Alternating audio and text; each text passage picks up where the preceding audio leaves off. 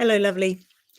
I can't believe it's 10 to 5 already, and I had intended to do this morning, so I have no idea where the day has gone. I'm delving into practicing and playing around with AI, and it is a huge time suck.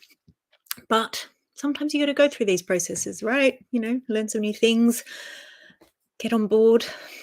I feel like we do need to have at least some understanding of how AI might help us.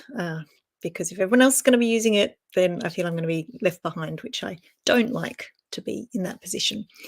So I thought I'd talk today about an expression, something I heard the other day, and it's something that gets attributed to Mark Twain, but probably is not true that he said it, according to Quote Investigator, which is one of the most disappointing websites because all the quotes that you think have been said by certain people, apparently they haven't, and who knows where they've come from.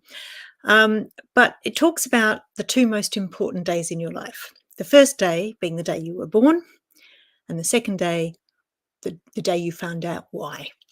And I really love that because I think a lot of us go through life, pottering along for ages and don't really know why we're here, what we've been put on this earth to do. And it's really the fundamental bit of my work, right? So if you join my Missions Accepted program, it is about figuring out why you're here. Why? I mean, there's the whole purpose of life thing that sometimes you wonder, well, what is the point of it all? But given we're in this life, then what do we want to do while we're here? And what is it that makes us tick? And I remember when I discovered what it was for me. I mean, I'd been doing lots of exercises, the kinds of exercises that I talk about in the program. And, I kind of had general ideas. I knew I wanted to help people. I knew I wanted people to feel that I'd supported them. But I still didn't know what was behind it. What was really the thing that was behind my need to do something that helped people develop their potential. And then I figured it out. And I figured it out, I can't remember how, but I realized it wasn't just to do with the work and the helping people. It was to do with everything. It was an underlying thing that was there to do with everything. And I realized that it was that I don't like waste. That's it. I do not like waste. And anyone who knows me will know that I'm the kind of person who doesn't waste money. I don't, or gets really upset if I do waste money inadvertently. Um, like uh, uh, like buying a property in Spain in 2006. That wasn't a good investment. And I, beat myself up ever since. I don't like, if the lights are on, I'm going to be the first to, when they don't need to be, I'm the first to turn them off. If, I'm, I don't know, I'm Australian, so wasting water is just the worst thing for me. But the biggest thing that frustrates me is when I see people wasting their talents and their skills, or any situation where there's like inefficiencies in government. When we close youth centres, which means young people don't, find themselves at a, lost without certain mentors and things around them.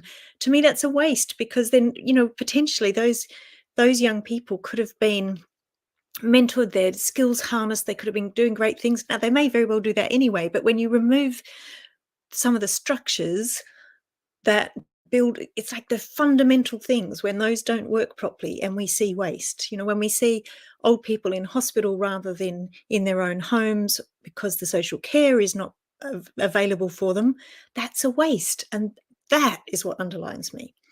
It's not about an individual person doing more with their life. That's kind of the stages afterwards. But underneath that is, I don't like waste. So if we go back to the two most important days, the day I discovered that and how it runs through my whole life, it was great. It was a relief. It was like, okay, now I know why I'm here. I'm here to prevent waste. And the place where I most feel comfortable doing that is working with people who have all this potential that either they don't recognize, or they don't believe they have it, or they're just not brave enough to take that potential and run with it. And so they stay safely in a job that pays the bills, might be perfectly reasonable hours and all those things, but doesn't quite give them that excitement that I get because I know what my why is. So, if any of this resonates with you, if you feel like you don't know your why, or you do know your why, but you don't know what to do with it, then please come and talk to me. I have set up Missions Accepted just for you. It is so designed to make sure that you get to explore what those things are, and we figure out what it is, what we can manifest from that, what your contribution to the world is, what impact that you can make now that you know what it is that you want to do. And we start making sure all paths lead in that direction. Maybe not immediately, because there's practicalities that we have to deal with, but once we know that, then it's easier to say, for every decision, is this taking me closer to where I want to go or further away? And we want to see you on that path so that you get to add your thing to the world, to make your contribution to help mend this world, because there's a lot of mending that needs doing. And I would love you to be able to feel that you are a part of that. Have a lovely evening, and I'll speak to you tomorrow.